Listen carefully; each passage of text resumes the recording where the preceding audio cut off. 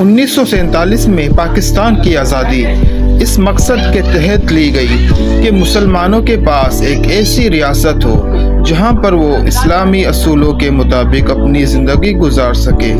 اسی وجہ سے یہ نعرہ لگایا گیا، پاکستان کا مطلب کیا؟ لا الہ الا اللہ۔ اسی مقصد کو مد نظر رکھتے ہوئے لاکھوں مسلمانوں نے اپنی جانیں دی اور ہجرت کرنے پر مجبور ہوئے۔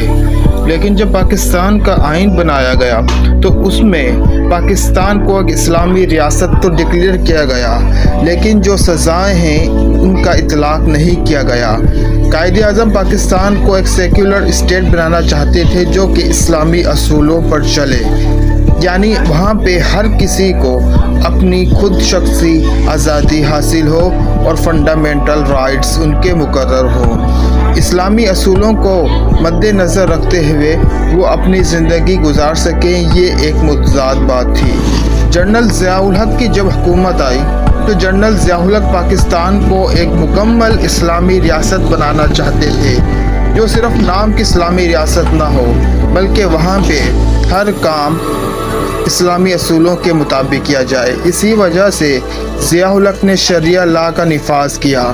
اس کے لیے الگ سے عدالتیں بنائی گئی کہ جہاں پر اسلامی اصولوں کو مد نظر رکھتے ہوئے تمام فیصلے کیے جائیں۔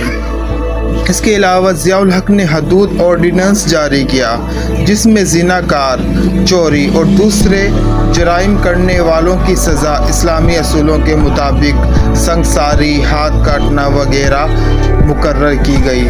ضیاء الحق نے یہ امپلیمنٹیشن کرنے کے لیے اپنی تمام تر قوت لگا دی۔ اس کے ساتھ ساتھ ضیاء الحق نے زکوٰۃ سسٹم کا بھی اجرا کیا کہ تمام لوگ 2.5% زکوٰۃ ادا کریں گے اور جو زمیندار ہیں وہ 5% عشر ادا کریں گے۔ ضیاء الحق کا یہ قانون اسلامی اصولوں کے مطابق تھا، لیکن اس کو امپلیمنٹیشن کرنے کے لیے کئی رکاوٹیں تھیں۔ اس کے علاوہ ضیاء الحق نے تیسرا جو اہم کام کیا وہ اسلامی بینکنگ سسٹم پاکستان میں تھا۔ سودی بینکاری کے بڑھتے ہوئے رجحان کو ختم کرنے کے لیے ضیاء الحق نے اسلامی بینک کا اجرا کیا اور اسلامی بینک نے آتے ہی چھا گئی اور بہت سے مسلمانوں نے اپنے اکاؤنٹس اسلامی بینکس میں ٹرانسفر کرنا شروع کر دیے۔ باقی جو کنونشنل بینک تھی انہوں نے بھی اپنا ایک پورٹ فولیو اسلامک نام سے بنا لیا۔ اس کے ساتھ ساتھ ضیاء الحق نے یونیورسٹیز اور کالج میں اسلامیات کو ایک ضروری کمپلسری سبجیکٹ قرار دیا اور اسلامیات اور دوسری اسلامی بکس کو اپنے کورس میں شامل کرنے کے لیے کریکولم نکالا تاکہ یونیورسٹیز اور کالج میں پڑھنے والے نوجوان بھی اسلام سے اچھی طرح روشناس ہو سکیں۔ یہ ہے پاکستان جو اسلام ضیاء الحق کے دور کے اندر آیا۔